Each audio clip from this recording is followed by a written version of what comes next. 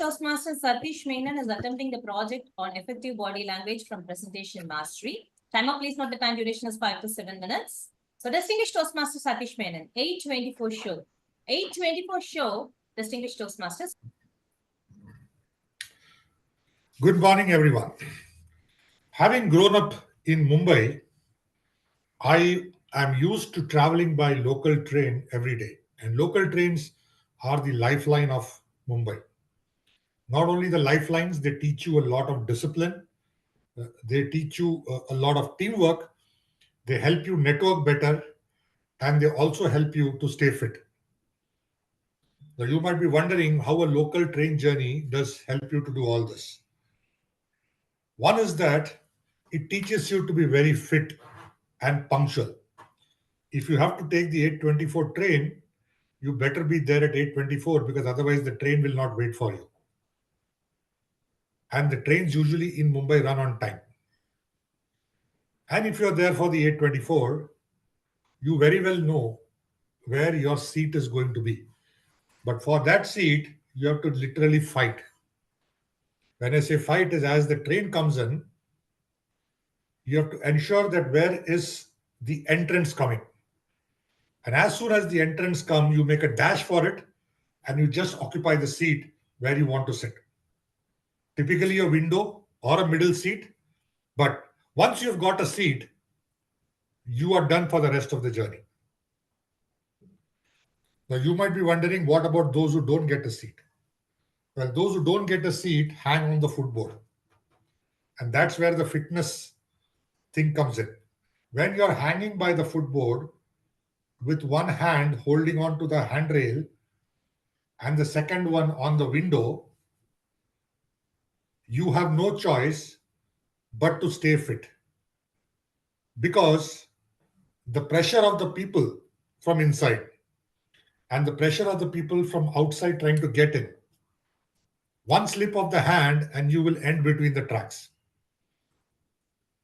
You also need to be a very good trapeze artist because once you are holding on out of the footboard, you have to watch out for the signals. Sometimes the signal poles are close, sometimes the signal poles are far away. An experienced traveler will know all of this, at which stations the signal poles are close and which station the signal poles are away. Once false move and you could just smash yourself against the signal pole. Imagine a train which is going at around 70 to 80 kilometers an hour, and if you smash yourself against an object, I don't want you to know what the state of your face and body will be. But here is where teamwork comes into play. If you are hanging out in this precarious manner, there are people standing next to you who will just put an arm around your shoulder or your side just to ensure that they are supporting you. Now, these are people who don't know you. Some may know you, some may not. But still, there is that sense of camaraderie which is there to just hold you so that you don't slip and you don't fall down. The third point is trust. Everybody carries a tiffin bag or a briefcase. Now, people will just come in, they will just take that briefcase, put it on the rack.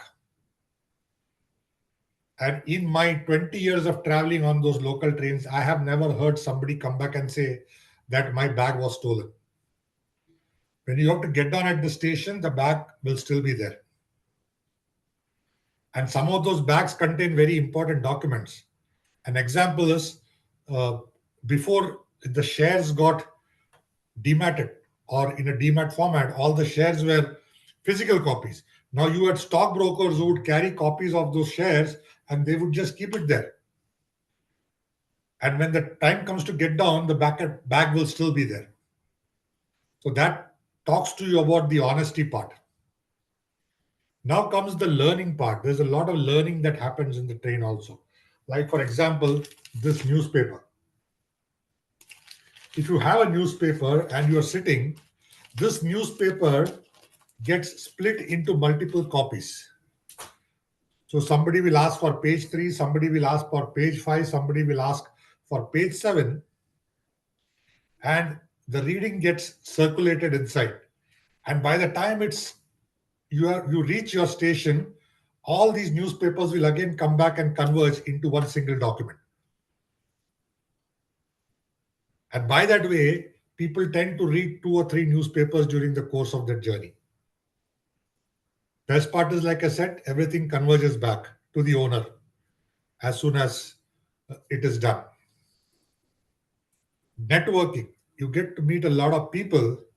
And one of the things that I've seen, there is a lot of people do play card games, though that's not allowed. But there are card games that get played. Those card games get taken into the platform also from the train. So much so that people do get at somebody's houses on every Sundays to continue with the card games. Learning comes from a lot of fact. This is before the advent of mobile phones and other things. You could actually meet the same people on the train every time. And when you meet the same people, there's a new network that builds in. I've seen people get jobs mainly through a train referral. Everybody turns out to be a quick mechanic there. If the fans don't work, immediately a comb will come out. And the comb will just used to be to turn the fan and make it work.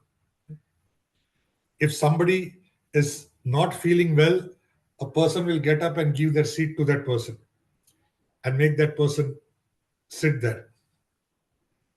For those who are hanging out, it was a great experience because you meet the same people every day. And hanging out has its own unique experiences.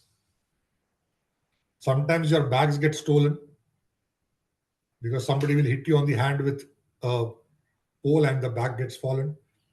I've seen people fall off from trains, but the best part is if somebody does fall off and the train stops, immediately the entire compartment will jump down to help that person. Nobody will stand looking, saying that it's the job of the police or somebody else to do it. They'll immediately jump down and help that person. Another aspect of the whole thing is that when you retire from your office, you get 2 send offs. One is obviously from your office because you're retiring or you're moving on to another job. And the second send off that you get is from your colleagues or from your co travelers on the local train because you will say, from tomorrow, I won't be on this train. So that's the sense of camaraderie which comes in there. For people who use this as a journey, I've seen people cut vegetables also on the train, especially in the ladies' compartment. They will buy the vegetables and on the way to the work or on the way back home, they will cut the vegetables, keep it ready so that when they reach home, it is ready to be cooked. I've seen people celebrate birthdays on the trains because when you're a known person on the train, you celebrate your own birthdays with known people. There are people who you invite them for your functions because they are like your friends, you see them every day. And there are people who also come and support you in times of distress. Like when one of my friends' mom passed away, his father was an habitual card player on the train. So that was the time when mobile phones were not there. So how would they contact him? It's past office time. Then somebody said, yes, we know where he will be. So they went to the local railway station. He was there settling the card dues with his friends. And when they knew that his wife passed away, all of them came to his house and stayed there till the funeral got over. And mind you, some of them may not even know how to contact their homes because this is before the mobile era. And even black telephones were not available with a lot of people. But they still came. So that is the sense of camaraderie which builds up in local trains. It's a system that takes an entire population of the city back and forth. So much so that it is said that Mumbai local trains transport almost the entire population of a country like Singapore up and down every day. And the number might always be growing. But one thing it teaches you is discipline because you have to be on time. Second, it teaches you to be fit. If you have to run up the stairs, catch the train, get in, make a seat, hang on the footboard, get out of the train, get into the train, it teaches you to be fit. It helps you network, it helps you learn better, and it also teaches you how to be a better version of yourself every day. Thank you, and back to you, Toastmaster. To Toastmaster Jirish to read Distinguished Toastmaster Satish Menon's speech. Over to you, Toastmaster Jirish. Thank you so much, General Evaluator Toastmaster Rajeshwari. And special mention to my target speaker, the distinguished Toastmaster Satish Menon. Coming on to your 824 show. So I really loved the speech because starting up with your organization, the speech organization, it had a wonderful introduction. People were thinking like, what could be this 824 show? So you started up your speech coming up with an introduction saying like every day at 8:24 a.m. I used to board a train in Mumbai metro station. So just giving up a formal introduction on getting others to gel into your speech was very well done. And again, from your introduction, transferring into your the body and as well as concluding your speech on summarizing all the key highlights was wonderful done. So that's what I really love, the way how you have organized your speech, come up with a very good speech today. And also the way I loved is when you started delivering your speech in a standing position. Generally people don't do, because even I'm just sitting and delivering my evaluation report, but it is very good practice to stand in front of people so that people get to know your full structure on and also especially to this project, expressing your intentional and unintentional way on expressing your verbal communication.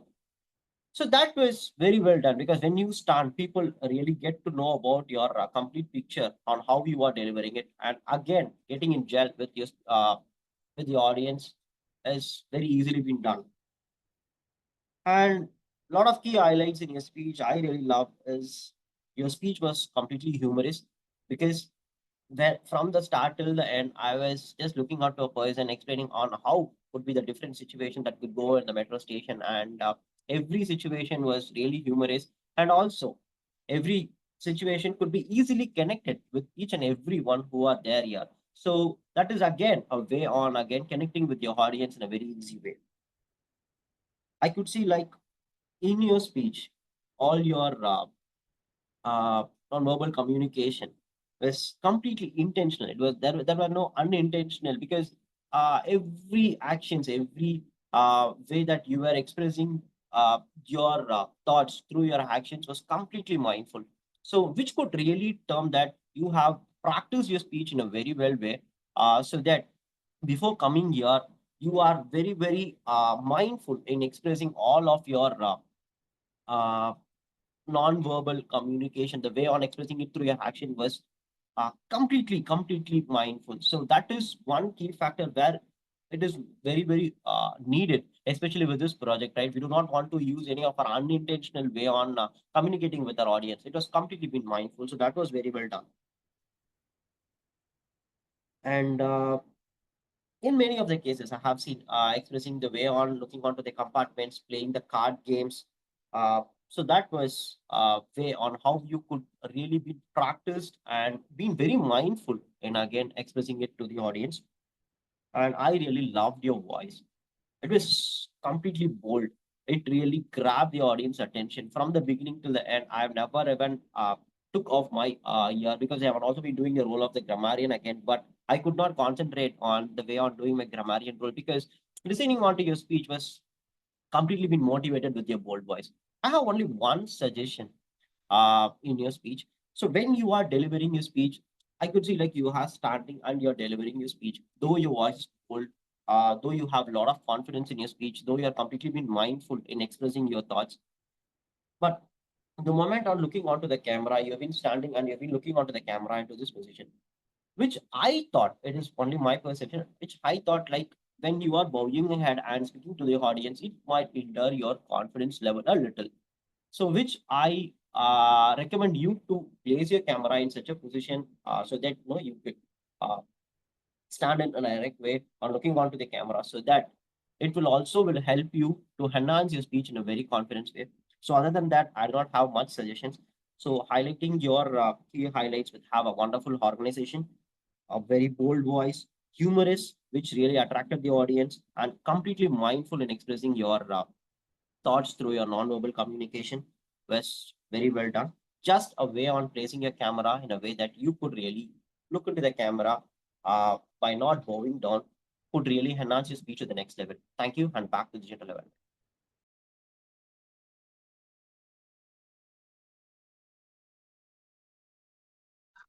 Thank you.